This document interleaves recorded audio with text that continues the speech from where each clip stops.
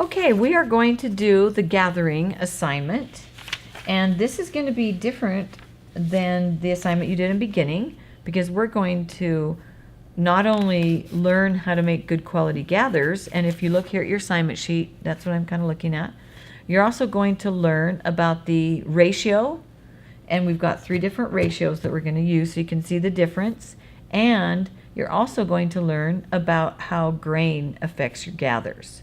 So we're going to look at gathers along the crosswise grain gathers, lengthwise grain gathers, and bias gathers. So you're going to see the 3 different types, and you're also going to see the different ratios so that you have a good understanding of gathers. And if you want lots of gathers, you'll know what the ratio needs to be. If you want very few gathers, you'll be able to tell that. So the first thing you're going to do is you're going to cut out your samples, and we've used this fabric that has stripes lengthwise direction so that you can easily tell the length, the gathers, just by looking at it. So that's the first thing.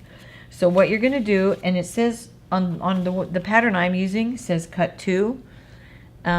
It should be cut 1 because we have reduced this sample down to just doing 1 set of each. So if yours says cut 2, it's just 1. We've asked them to change it. We'll see how long it takes them over at the printing people. So what you're going to do is, if you follow these grain arrows like we do, you always make sure that they run parallel to the lengthwise grain. So your grain arrow, so if you cut 1, you'll get your gathers going the same way as the arrow along the lengthwise grain. But on this one, we've turned the arrow so that your gathers now are going crosswise and not lengthwise. See, because so this is the lengthwise and this is the arrow, but when we finish your gathers, they'll run crosswise. And then this one, you can see how this stripe follows your arrow and we get bias direction. And then you just want to cut out one of each of these to help us get the different ratios. Okay, and you can just do those on the lengthwise grain. That's what they're on right now. Okay, so the next thing you're going to do, it talks here about cutting them out. Then the next thing you're going to do is take the large pieces, and you're going to baste the edge with 3 rows of basting to give you superior high quality gathers. So I've actually already done this, and it's hard to see because I did it in white on here, but you can see on this side I did 3 rows at 1/4, 1/2, and 3/4. Okay, and so look at the marks on your throat plate. Now the 1/4, some people think, oh, that's the edge of your pressure foot. It can be, but it's not unless you move your needle over. So you can either move your needle over if that's easier for you, or you can use that, because the 1/4 mark runs underneath the presser foot and where the feed dogs are, there's just a tiny little mark there. So you do your 1/4, and then you know where the 1/2 inch and then the 3/4. So do that on all 3 pieces, and do it along just the edge, the long edge. So you can see I've got my 3 rows here, I've got my 3 rows here. So I've got 3 rows, 3 rows, 3 rows. Now, what stitch length do I use? When I am gathering, and I need basting for gathering, and if it's kind of a mid-weight fabric, I usually go to a 4mm. And then my 3mm can become my ease stitching. If I'm gathering on like a twill weave or a heavier denim, then I will use 5mm. So your basting totally depends on the weight of your fabric. If I was doing chiffon, which is really lightweight, kind of a looser weave, I would do 3mm for gathers.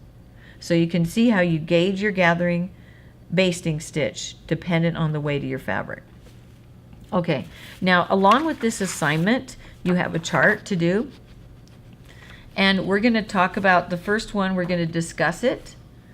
And we're going to discuss the different directions with how effective it is, meaning what is the cost? Is it a high, like low cost? Or is it, and low aesthetics, or is it, see, this is confusing because if your cost is low, that's not really good. I mean, that's good. You want your, I'm confusing myself here. You want low cost, but you want high aesthetics.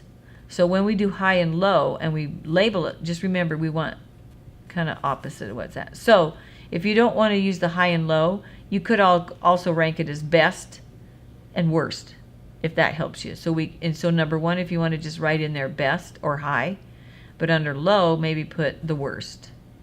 So that might help. So because we like low cost, high aesthetic, so that's confusing. And then, so we'll fill this in together as a class, and you can get this based on the discussion that we have, but you will do the order of the difficulty as, you'll rank it again as, the best and the worst. Which one is, that's confusing. So just put down here the most difficult and the less difficult. We need to change that. Anyway, just a little preamble there. Okay, then what you're going to do is this one is going to be 3 rows of basting, and it says lengthwise gathers. But if you look up here, lengthwise gathers, that means you base it on the weft grain. So let me explain what that means. And then for crosswise gathers, you base it on the warp grain.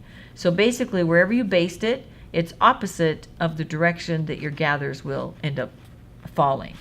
So let's look at this one here. Okay, so this one is, you cut it on the length, here's your lengthwise grain arrow, and it actually runs along, the stripes are going to be on the lengthwise grain. So that means, but on this one, we're going to gather it on the crosswise grain. So what you're going to do is you're going to baste it on the warp. So you're going to have, if you cut it this way, and this is the way that most of our garments hang like this, but most of the time when our garments hang like this on the body, we usually base it across the top. So we base it on the cross grain, and then we get lengthwise hanging. But on this one, we're going to have you do the basting along this edge here, so that when you actually pull up that basting, can you see that those gathers now fall along the cross grain? So again, based on the warp or lengthwise grain, that means your gathers will fall cross grain. So opposite. So let's look at this one here. Now on this one, we had you cut the arrow again on the lengthwise grain, but we had you base that on the cross grain, so that when you actually fold this up, can you see now that your gathers fall along the warp or lengthwise grain? So we base it across the cross grain, gathers will now fall on the cross grain. We base it on the cross grain, gathers will fall on the lengthwise grain. I'll tell you, this can be confusing. This one's easy. On this one, we based along the bias, and they fall along the bias because it's cross grain. Okay, so there's our 3 different grains. We've done 3 rows of stitching. So when you come over here, 3 rows of basting with lengthwise gathers. And that means that you're going to have lengthwise gathers. So Matt, which one is the lengthwise gathers? Well, it's the one where you actually based on the cross grain. So that's your lengthwise gathers.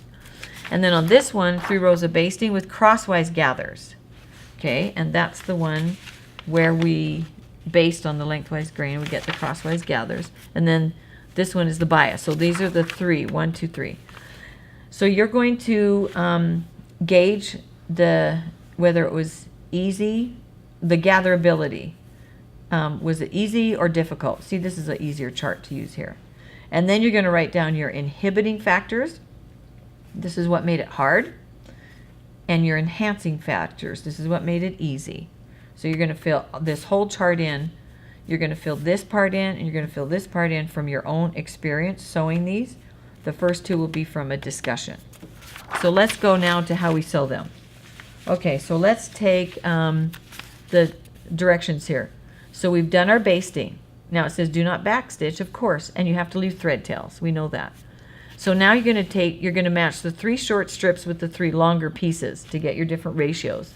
However, we would like you to match up the bias with the small one.